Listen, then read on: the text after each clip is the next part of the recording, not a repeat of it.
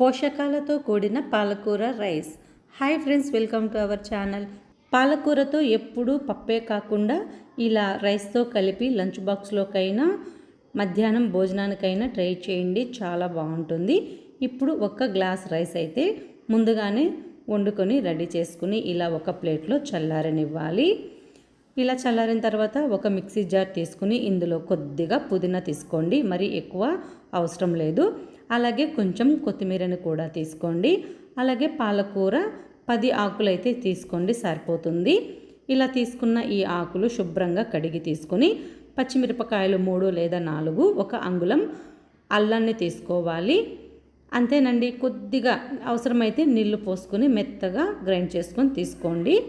మరి మెత్తగా ఏం అవసరం లేదు, కొంచెం కచ్చాపచ్చాగా తీసుకోండి. ఇప్పుడు ఒక ప్యాన్ తీసుకుని స్టవ్ ఆన్ చేసుకుని అందులో కొద్దిగా ఆయిల్ వేసుకుని మన ఇంట్లో పోపు దినుసులన్నీ ఆవాలు, జీలకర్ర, ఉద్దిపప్పు, పచ్చిశనగపప్పు వేసుకుని ఈ పోపుని చిటపటలాడే వరకు వేయించుకోండి. ఇలా వేయించుకున్న తర్వాత ఇందులో 2 రెమ్మల కరివేపాకు, 1 పచ్చిమిర్చి, 1 ఎండుమిరపకాయి, అలాగే 10-15 జీడిపప్పు పలుకులు వేసుకొని వీటిని కలర్ కాస్త మారేంత వరకు వేయించుకోండి. ఇలా వేయించుకున్న తర్వాత ఒక చిన్న ఉల్లిపాయని చిన్న చిన్న ముక్కలుగా కట్ చేసుకొని వేసుకొని కొంచెం కలర్ మారేంత వరకు వేయించుకోండి. మరి ఎక్కువ వేయించాల్సిన అవసరం లేదు. ఒక చిన్న టమాటాని కట్ చేసుకొని వేసుకోండి.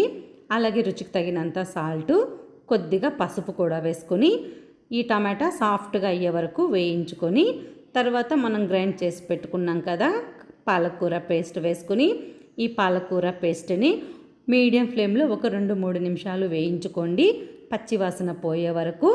మరి ఎక్కువ వేయించాల్సిన అవసరం లేదు. తర్వాత మనం చల్లార్చి పెట్టుకున్న రైస్ వేసుకుని ఇందులో కొద్దిగా కొత్తిమీర, 1 టీ స్పూన్ గరం మసాలాని యాడ్ చేసుకుని ఒకసారి ఈ రైస్ని బాగా కలుపుకోవాలి. గరం మసాలాని అస్సలు స్కిప్ చేయకండి.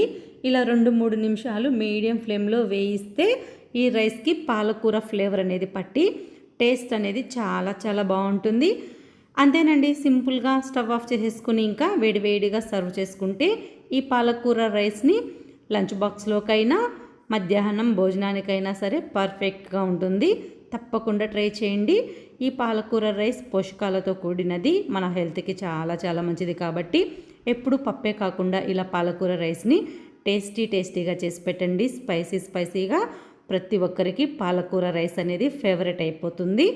మరి ఇంకెందుకు ఆలస్యం, ఇలాంటి సింపుల్ రెసిపీస్ కోసం మన ఛానల్ని సబ్స్క్రైబ్ చేయండి, లైక్ చేసి షేర్ చేయండి. Thank you.